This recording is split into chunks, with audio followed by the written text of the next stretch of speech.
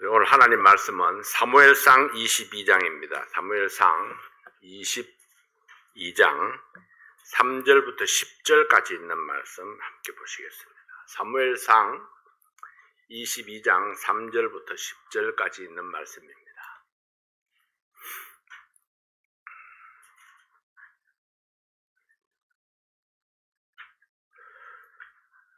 사무엘상 22장 3절부터 10절까지 있는 말씀입니다. 다윗이 거기서 모압 미스베로 가서 모압 왕에게 이르되 하나님이 나를 위하여 어떻게 하실 것을 내가 알기까지 나의 부모로 나와서 당신들과 함께 있게 하기를 청하나이다 하고 부모를 인도하여 모압 왕 앞에 나아갔더니 그들이 다윗의 요새에 있을 동안에 모압 왕과 함께 있었더라. 선지자 갓이 다윗에게 이르되 이 요새에 있지 말고 떠나 유다 땅으로 들어가라. 다윗이 떠나 헤렛 수풀에 이르니라. 사울이 다윗과 그와 함께 있는 사람들이 나타났다 함을 들으니라. 때에 사울이 기브아 높은 곳에서 손에 단창을 들고 에셀나무 아래 앉았고 모든 신하들은 그 곁에 섰더니 사울이 곁에 선 신하들에게 이르되 너희 베냐민 사람들아 들으라. 이새의 아들이 너희에게 각기 밭과 포도원을 주며 너희로 천부장 백부장을 삼겠느냐. 너희가 다 공모하여 나를 대적하며 내 아들이 이새의 아들과 맹약하였으되 내게 고발하는 자가 하나도 없고 나를 위하여 슬퍼하거나 내 아들이 내 신하를 선동하여 오늘이라도 매복하였다가 나를 치려하는 것을 내게 고발하는 자가 하나도 없도다. 때에 에돔 사람 도액이 사울의 신하 중에 섰더니 대답하여 가로되 이새의 아들이 노베 와서 아히두베의 아들 아히멜렉에게 이른 것을 내가 보았었는데 아히멜렉이 그를 위하여 여호와께 묻고 그에게 식물도 주고 블레셋 사람 골리앗의 칼도 주더이다. 아멘. 오늘 말씀은 하나님의 뜻을 알기까지 이런 제목으로 말씀을 전하겠습니다. 아버지 하나님 감사합니다. 오늘 하나님께서 말씀해 주실 때에 우리가 마음을 활짝 열고 하나님의 음성을 듣게 해 주시옵소서. 들은 바 그 말씀이 내 삶에 역사되고 내 삶이 변화되고 강건하게 되어지는 귀한 역사가 있게 도와주시옵소서. 종의 입술을 주장해 주십시오. 예수님 이름으로 기도하옵나이다. 아멘. 다윗은 부모님을 모압 왕에게 일시적으로 맡겼습니다. 다윗의 추격으로 인해서 항상 위험에 노출되어 있는 다윗은 부모님을 계속 모시고 다닐 수가 없었습니다. 다윗은 선지자의 조언을 따라서 유다 땅으로 들어갔습니다. 사울의 횡포가 있었지만은 하나님의 뜻을 찾아서 순종하기를 원했습니다. 한 치 앞도 알 수 없는 다윗의 삶이었지만은 한 걸음 한 걸음 하나님을 의지하고 나아갑니다. 우리는 내일 일을 알지 못하는 인생들입니다. 그러나 항상 밝은 내일을 꿈꾸며 살아갑니다. 때로는 캄캄한 암흑을 만나기도 하고 태풍의 소용돌이를 만나기도 하지만은 그럼에도 불구하고 하나님께서 맑고 밝은 내일을 주실 것이라 믿고 소망 중에 하루를 시작합니다. 그렇습니까, 여러분? 근데 어떤 사람은요, 전혀 그렇지 못한 사람이 어쩌면 더 많을지도 모릅니다. 오늘 제가 드리는 이 말씀은 내일 일이 닥치면은 내일 일이 닥쳤을 때에 그때의 문제를 해결해도 되지만은 아직 일어나지도 않을 일에 대해서 어두운 내일만 생각한다는 것입니다. 밝은 내일을 생각하는 것이 아니고 어두운 내일을 생각하는 겁니다. 어두운 내일을 생각하면은요, 지금은 햇빛이 쨍쨍 낼 때에도 춥습니다. 어두운 내일을 생각을 하면은 지금은 풍부해도 여전히 나는 춥고 배고픕니다. 그러면은 이러나 저러나 나는 고통 속에 살 수밖에 없는 겁니다. 밝은 날은 하루도 없습니다. 내일 있을지도 모르는 어두운 그날을 늘 생각하기 때문에 그렇죠. 그렇지만은 오늘 고난 속에 있는 사람이라 할지라도 내일의 밝은 태양을 생각한다면은 고난 속에서도 따뜻함을 내가 느낄 수가 있을 것입니다. 차이가 좀 있겠죠. 그러면 여러분들은 둘 중에 어느 쪽에 속한 분들입니까? 자신을 한번 살펴보면요. 오늘은 어려움이 있을지라도 밝은 내일을 생각하면서 희망에 부풀어 있다면은 어려움 속에서도 용기를 내고 힘있고 따뜻하게 살아갈 수 있습니다. 오늘은 아무 문제가 없지만은 내일 혹시 문제가 생길지도 모른다고 생각하는 사람은 항상 염려와 불안 속에 살 수밖에 없습니다. 일어나지도 않았고 일어날지 안 일어날지도 모르는 그 모든 상황을 일어날 수도 있다는 그런 가능성에 두고 있기 때문에 늘 내 마음이 불편할 수밖에 없는 거죠. 근데 이렇든 저렇든 저의 선택이 아니고 하나님의 선택도 아니고 여러분의 선택입니다. 여러분이 어느 쪽을 선택하든지 여러분들이 선택하는 거죠. 어떤 면으로 보면은 대책 없는 사람처럼 보일 수도 있습니다. 네. 염려하고 걱정하는 사람들이 볼 때에는 아유 저 대책 없는 사람 내일 무슨 일이 날지도 모르는데 오늘 저렇게 밝게 웃고 있다니 이렇게 생각할는지도 모르죠. 그러나 저는 이렇게 한번 생각해 봅니다. 가다가 중지 곧해도 간 것만큼 덕이라. 나 항상 그렇게 생각을 합니다. 간 것만큼. 가다가 중지 곧해도 곧하면 아니간만 못하니라 이러지만은 아니간만 못한 게 아니고 간 것만큼 덕이라는 겁니다. 오늘 내가 행복하게 지낼 수 있다면은 행복하게 지낸 것만큼 내가 덕이라는 거죠. 오늘 내가 불행하다고 생각하면은 그 불행하다고 생각한 만큼 내가 고통 속에 살아가는 것입니다. 자, 그래서 우리는 과연 나 자신을 어떤 환경에 두느냐에 따라서 많이 달라질 수가 있습니다. 자, 다음 주에 이제 주말이 되면은 여름 성경학교입니다. 여름 성경학교를 앞두고 땅을 저렇게 파헤쳐놨는데 저거 어떻게 하면 좋겠느냐? 언제가 될까? 막 이렇게 생각을 하면은 이것이 내일 올까, 모레 올까, 아니면 다음 주 초에 될까, 그 전에 저기 해결될 수 있을까, 이렇게 생각하면은 매일매일이 답답해질 수 있죠.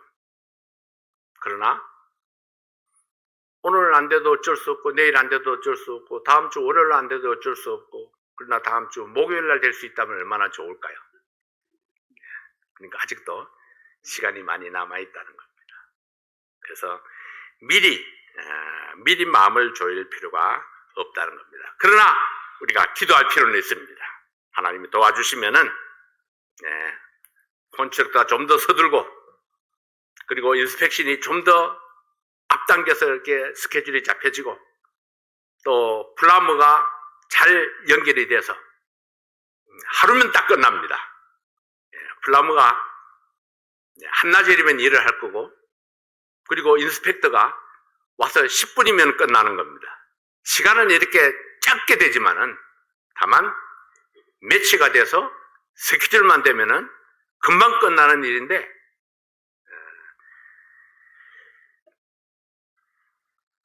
내일을 알지 못하는 것 때문에 우리가 불안한 거죠. 자, 근데 오늘 말씀해 보면요. 악인은 악한 자에게 나아가고 선한 사람은 선한 사람에게로 모입니다. 어쩌면 당연한 이야기 같죠? 당연한 이야기입니다. 선한 사람이 악한 무리에 끼어들지를 못합니다. 악한 무리가 선한 사람 속에 끼어들지도 못합니다. 왜냐하면 서로 안 맞으니까요. 생각하는 것이나 행동하는 것이 맞지 않습니다. 근데 오늘 여기에 보면은 악한 사울에게는 악한 사람이 모여듭니다. 선한 다윗에게는 또 다윗에게 필요한 사람들이 모여들게 되는 것입니다. 나는 어느 쪽에 속할 것인가? 나의 선택은 무엇인가 하는 거죠. 나의 선택. 그래서 여러분 항상 불안한 쪽에 선택하지 마시고 평화가 있는 곳에, 기쁨이 있는 곳에, 안정이 있는 곳에, 그곳을 여러분 선택할 수 있기를 바랍니다. 내가 어떤 사람과 함께 하느냐에 따라서 나의 미래가 달라질 수 있습니다. 바른 선택으로 밝은 미래를 바라보는 여러분들이 되시기를 바랍니다. 자, 첫 번째로 하나님의 뜻을 알기까지. 자, 이게 무슨 얘기입니까? 하나님의 뜻을 알기까지 기다리는 인내가 필요하다는 것입니다. 하나님께서 다윗에게 기름을 부으셨고 이스라엘의 두 번째 왕이 되리라 하셨습니다. 그러나 다윗은 왕의 아들도 아니고 세력이 있는 것도 아닙니다. 어떻게 왕위에 오르게 될지 전혀 가능성도 방법도 보이지 아니했습니다. 어떻게 사울과 맞서야 할지, 전투력이 없는 식구들은 어떻게 보살펴야 할지 해답을 찾기가 쉽지 아니했습니다. 그래서 다윗은 하나님의 뜻을 알기까지 부모님을 모압 왕에게 맡기기로 결정을 합니다. 22장 3절 4절 말씀에 보면은 다윗이 거기서 모압 미스베로 가서 모압 왕에게 이르되 하나님이 나를 위하여 어떻게 하실 것을 내가 알기까지 나의 부모로 나와서 당신들과 함께 있게 하기를 청하나이다 하고 부모를 인도하여 모압 왕 앞에 나아갔더니 그들이 다윗의 요새에 있을 동안에 모압 왕과 함께 있었더라. 하나님이 나를 위하여 어떻게 하실 것을 내가 알기까지, 이것이 중요한 포인트입니다. 내가 알기까지, 내가 아는 것이 중요합니다. 하나님의 뜻이 있을 것이다. 뜻이 있어도 내가 모르면 아무런 의미가 없죠. 하나님의 뜻을 알기까지. 다윗은 하나님의 뜻을 알기까지 기다렸습니다. 사울의 군대가 언제 들이닥칠지 알지 못했고 어디로 가서 어떻게 해야 할지 알 수가 없었습니다. 이때 다윗은 하나님이 알게 하기까지 모압 왕에게 가서 소나기를 피했습니다. 자, 여러분이 하고자 하는 일이 무엇입니까? 새로운 길을 찾고 있습니까? 새로운 방향 전환이 필요합니까? 무엇인가 결정해야 할 일이 있습니까? 하나님의 뜻을 알기까지 잠잠히 기다리는 인내가 필요할 때가 있습니다. 그러나 하나님께서 길을 보여주시면 지체 말고 움직여야 합니다. 머뭇거리는 것은 하나님이 주시는 기회를 그냥 흘러보낼 수 있기 때문입니다. 결단이 어려울 때는 일반적인 원칙을 따라가야 됩니다. 그 일반적인 원칙이 무엇입니까? 첫째는 이것이 하나님께 영광이 되는가? 이것이 일반적인 원칙입니다. 모든 면에서 사용될 수 있는 일반적인 원칙. 이것이 하나님께 영광이 되는가? 둘째는 이것이 교회의 덕을 세우는 것인가? 맡겨진 사역을 위해서 덕을 세우는가 하는 거죠. 세 번째로는 이것이 다른 사람들에게도 유익을 끼치는가? 네 번째로 이것이 나의 믿음을 성장시키는 일인가? 자, 적어도 우리가 일반적인 원칙 이 네 가지만 생각한다면은 우리는 어떤 선택하고 결정하는 데에 그렇게 복잡하지 않을 겁니다. 쉽게 결단을 내릴 수 있습니다. 자, 믿음이라는 것이 무엇입니까? 일반적인 원칙에 부합된다고 생각하면은 그냥 그것을 결단해 버리는 겁니다. 하나님께서 일반적인 이 원칙을 지지하시고 이끌어 주실 줄을 믿고 믿음으로 던지는 거죠. 누구에게나 해당되는 일반적인 질문입니다. 이 질문 중에서 70%의 긍정적인 답을 찾을 수 있다면 결정을 머뭇거릴 이유가 없습니다. 완벽한 것은 아무것도 없습니다. 왜냐하면 우리는 살아있는 사람이고 끊임없이 상황이 바뀔 수 있기 때문입니다. 인생이 풍랑이는 바다 위를 항해하는 조각배라면 우리는 그 파도에 몸을 맡기고 하나님의 인도하심을 바라보아야 합니다. 풍랑을 만나게 하든지 무인도로 인도할지라도 거기에서 우리는 하나님의 뜻을 찾아야 합니다. 풍랑을 주는 이유도 있을 것이고 무인도로 인도하는 이유도 있을 것입니다. 어려움을 당한다면 어려움을 당하게 하는 이유도 있을 것입니다. 그러나 그것이 하나님의 뜻이라면 그 어려움을 통해서 고난을 통해서 새로운 환경을 통해서 그 모든 것들이 내가 하나님을 섬기기에 적절한 모습으로 이끌어갈 것이기 때문입니다. 두 번째로 하나님의 뜻을 즉각적으로 순종해야 됩니다. 하나님의 뜻이 나타났을 때 즉시 순종하지 아니하는 것은 불순종입니다. 언젠가 순종하는 것이 순종하면 되는 것이 아닙니다. 모든 것은 때가 있기 때문입니다. 때늦은 순종은 뜻을 이루지 못할 때가 많습니다. 사무엘상 22장 5절 말씀에 보면 선지자 갓이 다윗에게 이르되 이 요새에 있지 말고 떠나 유다 땅으로 들어가라. 다윗이 떠나 헤렛 수풀에 이르니라. 다윗이 생각하고 말고 할 것도 없습니다. 요새에 있지 말고 유다 땅으로 들어가라 하니까 다윗이 떠나 헤렛 수풀에 이르니라 이렇게 말씀을 합니다. 선지자를 통해서 하나님의 뜻이 전해졌습니다. 요새를 떠나라. 요새는 어떤 곳입니까? 요새는 안전한 곳입니다. 안주하기가 쉬운 곳입니다. 그러나 유다 땅은 위험한 곳입니다. 사울을 만날 수 있고 싸워야 할지도 모르는 위험한 곳입니다. 내가 머물러 있는 곳은 요새와 같은 곳은 아닐까요? 현실에 안주하면서 비전을 꺾어버리고 세월만 보내고 있는 것은 아닌가? 주님께서 주신 목표를 향해서 야생마처럼 달려갔던 지난 시간들을 다 잊어버리고 편안한 삶에 길들여져서 안주하는 삶에 머물러 있지는 아니한가 하는 거죠. 주님께서 이제 안주하던 곳에서 일어나라 하십니다. 다시 도전하는 삶을 살라고 하십니다. 다윗은 하나님의 음성을 듣고 즉시 움직였습니다. 요새를 떠나서 유다 땅으로 들어가서 헤렛 수풀에 이르렀습니다. 다윗은 망설이지 아니했습니다. 이것이 다윗의 믿음입니다. 하나님의 뜻이라는 확신을 가지고 즉각적으로 안전지대를 떠나서 수풀로 갔습니다. 수풀은 야전입니다. 거할 집도 없고 아무런 미래가 보이지 아니해도 그는 하나님의 인도하심을 믿고 나갔습니다. 하나님만 나와 함께 하시면은 어떤 고난도 참을 수 있고 어떤 난관도 헤쳐나갈 수 있다고 믿었습니다. 하나님이 다윗의 길이었고 힘이었고 희망이었습니다. 나는 어떠한가 생각해 볼 시점입니다. 내가 다윗의 형편에 있다면 나는 어떤 선택을 할 수 있을까요? 다윗의 일생을 다 읽어본 우리들은 좀 더 쉽게 결단할 수 있을지도 모릅니다. 그러나 그때 그 당시에 다윗에게는 결코 쉽지 않은 결단입니다. 내일을 알지 못하는 불확실한 시대를 살았던 다윗에게는 시시각각 다가오는 위험은 실제적인 상황입니다. 사울은 다윗을 죽이려고 총력을 기울이고 있고 다윗은 맞설 힘이 없습니다. 이러한 때에 선지자를 통해서 전달되는 하나님의 말씀을 믿고 요새를 떠나서 유다 수풀로 들어간다는 것은 믿음 없이는 불가능한 것입니다. 그러나 하나님은 믿음이 현실이 되게 하시고 다윗을 안전하게 지켜주셨습니다. 위험한 순간이 없었던 것이 아닙니다. 위험한 순간이 와도 피할 길을 주시고 능히 감당할 수 있는 지혜를 주셨습니다. 이것이 믿음에 대한 하나님의 보상입니다.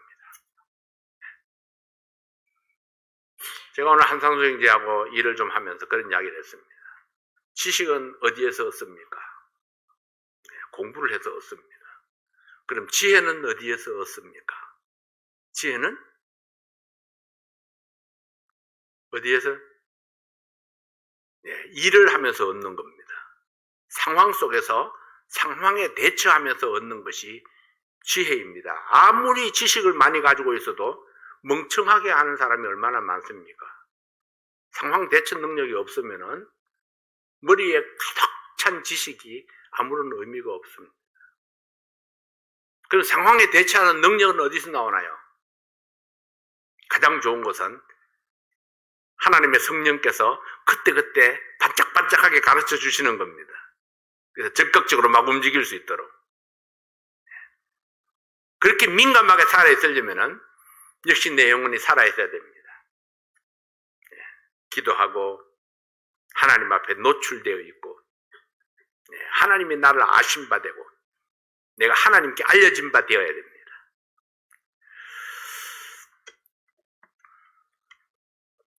다윗은 위험한 순간이 올 때마다 그때마다 지혜가 번쩍번쩍 했습니다. 그래서 피할 길을 하나님께서 주셨고, 또 다윗의 그 선한 마음이 자기를 죽이려고 하는 사울에게까지 선을 베풀게 하는 것을 보게 됩니다. 세 번째로 악한 자는 버려두셨습니다. 누가요? 하나님께서. 악한 자를 처단해야 되는데 하나님이 악한 자를 버려두십니다. 예전에는 사울에게 말씀하셨고 사울의 길을 지도하셨던 하나님입니다. 그러나 지금은 사울이 무슨 짓을 하고 다녀도 그냥 버려두십니다. 어쩌면 사울은 자기가 힘이 있어서 무엇이든 원하는 대로 할 수 있다고 생각했을는지도 모릅니다. 그러나 중요한 것은 하나님이 세우신 이스라엘의 왕이었지만 더 이상 사울에게 말씀이 임하지 아니했습니다. 하나님의 손길에서 떠나간 사울은 더욱 악한 길로 치닫습니다. 사울이 다윗 일행이 유다 땅에 나타났다는 정보를 입수합니다. 신하들을 모아놓고 사울이 메시지를 선포했습니다. 사울의 메시지를 한번 들어보십시오. 사무엘상 22장 7절 8절 말씀에 보면은 사울이 곁에 선 신하들에게 이르되 너희 베냐민 사람들아 들으라. 이새의 아들들이 너희에게 각기 밭과 포도원을 주며 너희로 천부장 백부장을 삼겠느냐. 너희가 다 공모하여 나를 대적하며 내 아들이 이새의 아들과 맹약하였으되 내게 고발하는 자가 하나도 없고 나를 위하여 슬퍼하거나 내 아들이 내 신하를 선동하여 오늘이라도 매복하였다가 나를 치려하는 것을 내게 고발하는 자가 하나도 없도다. 너무 궁색한 말들이 아닙니까? 이스라엘의 왕인데요. 그리고 자기 아들에 관해서. 사울이 선포한 메시지의 요점이 무엇입니까? 누가 너희에게 밭과 포도원을 주었느냐? 누가 너희들을 백부장과 청부장으로 삼았느냐? 이새의 아들 다윗이 그렇게 하겠느냐? 네, 내가 밭과 포도원을 주었고 내가 백부장과 청부장으로 삼아줬는데 너희는 나를 위해서 무엇을 하고 있는가? 네, 내 아들이 다윗과 맹약하고 나를 대적했는데 내게 고발하는 자가 왜 아무도 없느냐? 나를 위해서 슬퍼하는 자가 없느냐? 사울은 부끄러움을 알지 못합니다. 이 말들이 다 너무 자기에게 부끄러운 일들이죠. 창피한 일들입니다. 입에 담기도 거북한 그런 이야기들입니다. 아들이 나를 배반했다. 이게 자랑스러운 일인가요? 내 아들이 내 대적과 맹약했는데 왜 고발하는 자가 아무도 없느냐? 이게 부끄러운 일이죠. 그렇지만 사울은 부끄러움이 뭔지를 모릅니다. 자기가 뭘 지금 잘못하고 있는지조차도 모릅니다. 다만 다윗을 죽여야 된다는 생각만 사로잡혀 있습니다. 자신의 생각으로만 가득 차 있는 거죠. 하나님이 주신 것을 마치 자기가 준 것처럼 이야기합니다. 친구와의 우정을 귀하게 여기는 아들입니다. 아버지의 폭정을 간곡히 만류했던 아들입니다. 아버지의 범죄를 중단시키기 위해서 충정으로 간구했던 신실한 아들이었습니다. 그러나 아버지는 신하들에게 그 아들을 대적하는 자로 이야기합니다. 충신을 충신으로 알지 못합니다. 사랑을 사랑으로 받지 못했습니다. 악을 이루기 위해서 온갖 힘을 다 기울이는 사울입니다. 그러나 하나님은 그냥 버려두십니다. 하나님께로부터 아무 말씀도 듣지 못하는 것이 불행입니다. 하나님의 음성을 듣지 못하는 것, 하나님의 관심 밖으로 밀려나는 것이 이것이 진짜 불행입니다. 사랑하는 성도 여러분, 하나님의 책망을 받는다는 것은 하나님의 관심이 여러분에게 있다는 증거입니다. 하나님의 음성이 여러분의 마음을 감동한다는 것은 하나님의 깊은 사랑을 받고 있는 증거입니다. 그러나 하나님의 말씀이 나에게 아무런 감동을 주지 못하고 그 말씀이 내 귀에 들어오지 아니한다면은 빨간불이 켜져 있는 겁니다. 만사 제쳐두고 하나님께로 나가야 합니다. 하나님의 음성을 들려달라고 기도해야 합니다. 하나님과의 관계를 회복하는 것이 가장 급한 일이기 때문입니다. 근데 여기 사울의 메시지에 반응하는 자가 있었습니다.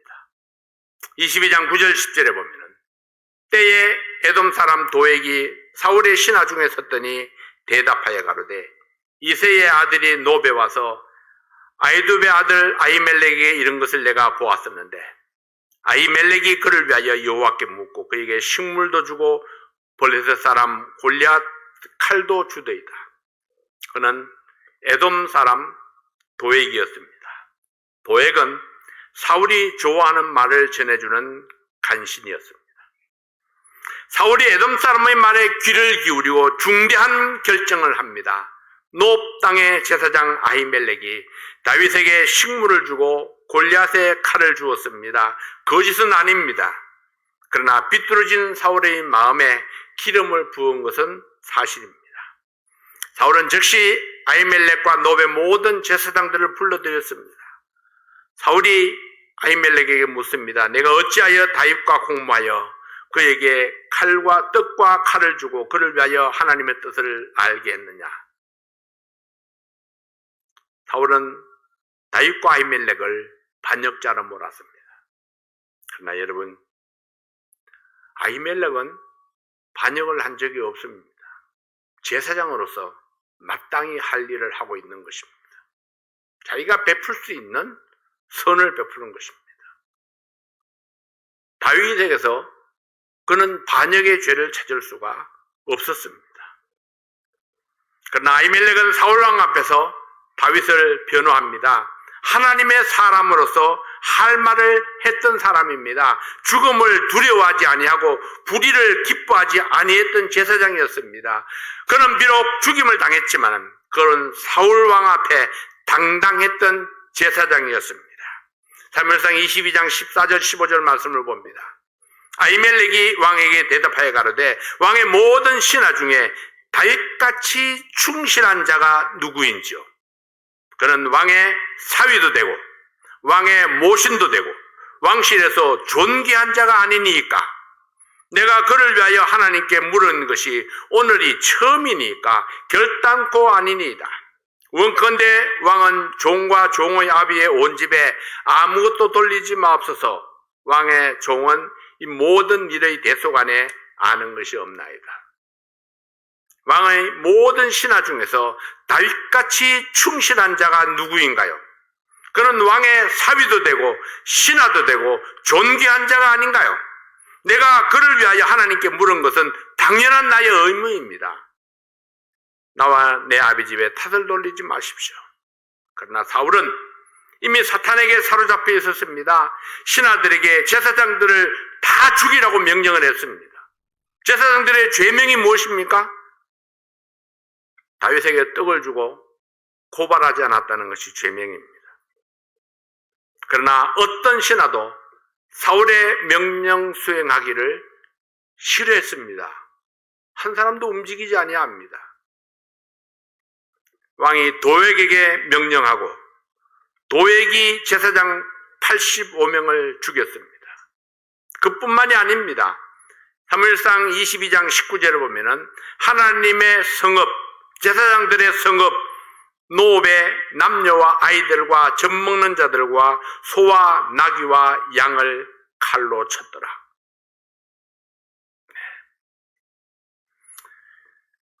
이스라엘의 대적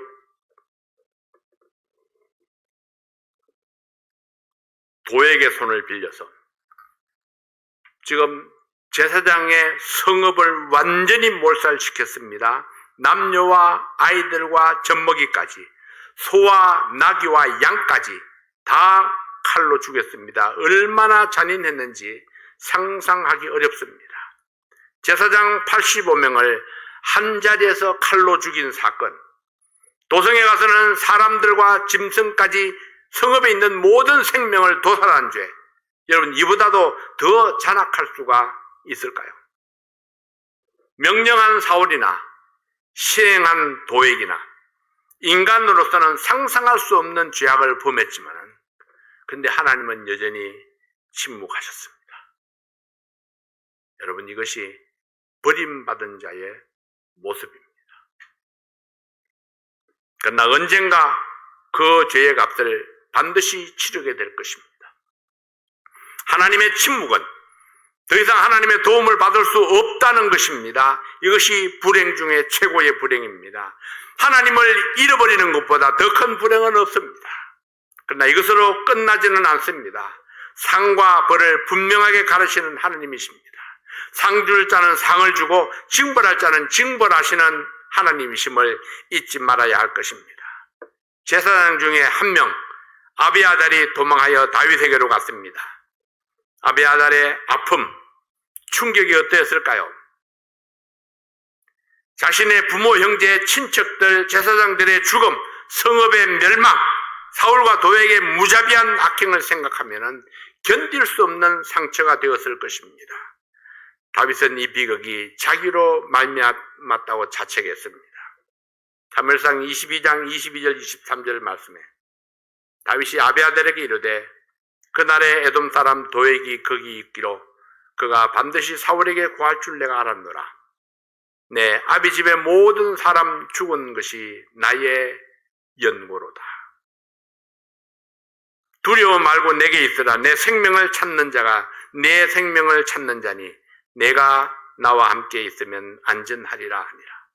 도액을 보고도 방비하지 않은 것, 자신을 돕다가 죽임을 당한 제사장들, 다윗은 자신의 부족함을 아는 겸손한 사람이었습니다. 그리고 아비아달에게 약속합니다. 내가 너를 지켜주리라. 나와 함께 있으면 내가 안전하리라. 책임 있는 약속을 주므로 아비아달이 평안을 회복하도록 도와줍니다. 여러분, 두려움과 공포를 주는 사람, 평안과 기쁨을 주는 사람, 나의 선택이 행복과 불행을 좌우합니다. 사울이나 도액에게 평강이 있었을까요? 악한 자에게 일시적인 승리가 있는 것처럼 보일지 모르나 그 마음에는 고통과 두려움으로 가득했을 것입니다. 사랑하는 성도 여러분, 현실적인 상황보다 더 중요한 것은 하나님의 뜻을 기다리는 것입니다. 하나님의 뜻이 나타나면 즉각적으로 결단하고 순종하는 믿음을 가져야 합니다. 그때 육신적인 아픔이나 어려움이 따를 수도 있겠지만 하나님께서는 결국에는 해피엔딩을 축복을 허락해 주실 것입니다. 하나님의 뜻이 명백하게 성도들에게 전달되는 그런 축복이 있으시기를 바랍니다. 여러분들이 기도할 때마다, 하나님의 말씀을 들을 때마다, 하나님의 말씀을 읽을 때마다 하나님의 뜻이 여러분의 삶 속에 올바른 방향을 잡아줄 수 있기를 원합니다. 기도하겠습니다. 아버지 하나님, 감사합니다. 오늘도 우리는 이 하나님의 말씀을 통해서 하나님께서 우리에게 보여주시는 귀한 메시지를 듣습니다. 아버지 하나님, 우리가 마땅히 가야 될 길을 찾을 수 있도록 도와주십시오. 하나님의 음성이 들려질 때에 우리가 즉각적으로 반응하고 결단하고 순종하는 그런 저희들이 되게 도와주십시오. 모든 것을 믿음으로 행하되 하나님의 말씀 속에서 우리에게 주신 원칙을 따라갈 수 있도록 도와주시옵소서. 오늘도 우리에게 주신 귀한 시간 감사합니다. 사랑하는 모든 성도들에게 하나님께서 주시는 평강이 있도록 도와주십시오. 예수님 이름으로 기도하옵나이다. 아멘.